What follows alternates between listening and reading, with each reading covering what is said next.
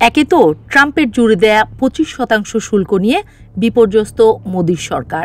New York Times থেকে শুরু করে সব বড় বড় গণমাধ্যমগুলো ট্রাম্প মোদির বন্ধুত্বে ফাটল নিয়ে একের পর এক প্রতিবেদন ছেপে যাচ্ছে। সেই সময় বাংলাদেশ নিয়ে ভারী বিপদে পড়েছে নরেন্দ্র মোদির সরকার। হিন্দুস্তান টাইমস বলছে, ভারতের ভূখণ্ড নিয়ে গ্রেটার বাংলাদেশ নামের একটি মানচিত্র দেখে এবার রীতিমতো মাথায় হাত মোদির। এখন প্রশ্ন উঠছে, গ্রেটার বাংলাদেশ কি? কেনই বা এর কথা শুনে এত ভয় পাচ্ছে ভারত? হিন্দুস্তান টাইমস বলছে, সম্প্রতি বাংলাদেশে ঢাকার একটি ইসলামিক সংগঠন সালতানাতি বাংলা গ্রেটার বাংলাদেশের মানচিত্র প্রকাশ করে। তাতে ভারতের অংশকেও বাংলাদেশের বলে দাবি করা হয়। মূলত ব্রিটিশ শাসনামল পর্যন্ত এখনকার এই বাংলাদেশের ভূখণ্ডের ভেতরে ছিল আসাম, উড়িষ্যা, ত্রিপুরার মতো রাজ্যগুলো। বাংলা হিসেবে পরিচিত ছিল অঞ্চলটি। পরে ব্রিটিশদের মীমাংসায় রাজ্যগুলো এখন ভারতের মানচিত্রে ঠাঁই পেয়েছে। আর সেই পুরনো মানচিত্রই এবছর পহেলা বৈশাখে ঢাকা বিশ্ববিদ্যালয়ে গ্রেটার বাংলাদেশ হিসেবে দেখানো হয়। অর্থাৎ ভারতের বিহার, ঝাড়খণ্ড, ওড়িশা, উত্তর পূর্বাঞ্চলের রাজ্যগুলো এবং মিয়ানমারের আরাকান অঞ্চলগুলোকে ওই মানচিত্রে দেখানো হয়েছে। এরপর থেকেই তোলপাড় শুরু হয় ভারত জুড়ে।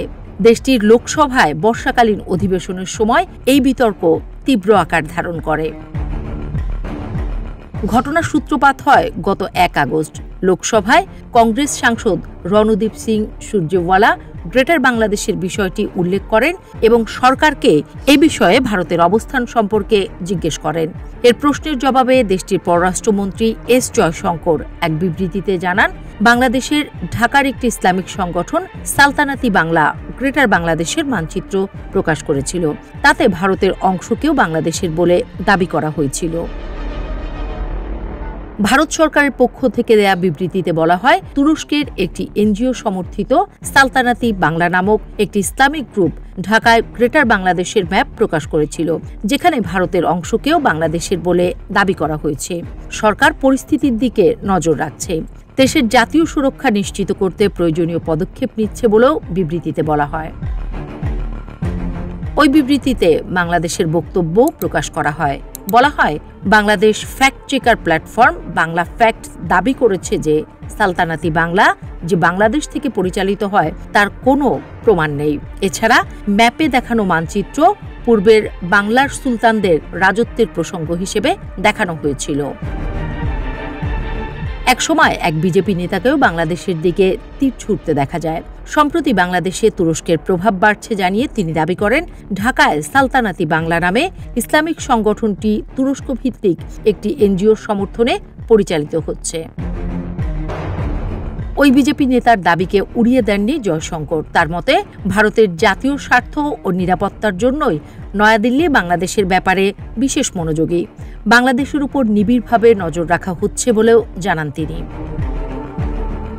এদিকে একটা মানচিত্রকে ঘিরে ভারতের এত উত্তেজনার বিষয়টিকে যদিও স্বাভাবিকভাবেই নিচ্ছেন বিশ্লেষকরা। তাদের মতে, সব দিক থেকে প্রচণ্ড চাপে থাকা মোদি সরকার এখন এই ম্যাপকেও জাতীয় নিরাপত্তার প্রশ্ন বলেই দেখছে। কারণ আর কিছু নয়, সম্প্রতি তুর্কি থেকে Bayraktar TB2 drone, TRG-300 Tiger ও TRG-230 MLRS সহ অন্যান্য সামরিক সরঞ্জাম কিনেছে বাংলাদেশ। গেল জুলাইয়ে তুরস্কের প্রতিরক্ষা শিল্প সচিব হালুক গান্ডান ঢাকায় এসে বাংলাদেশি সামরিক নেতৃত্বের সঙ্গে এই অংশীদারিত্ব সম্প্রসারণে আলোচনাও করেন। অর্থাৎ একটা সময় ছিল যখন ভারত যা বলবে তাই শুনে মুখ বুজে থাকত বাংলাদেশ। কিন্তু সেই দিন পার করে ফেলেছে বাংলাদেশ, তা বুঝতে আর বাকি নেই ভারতের।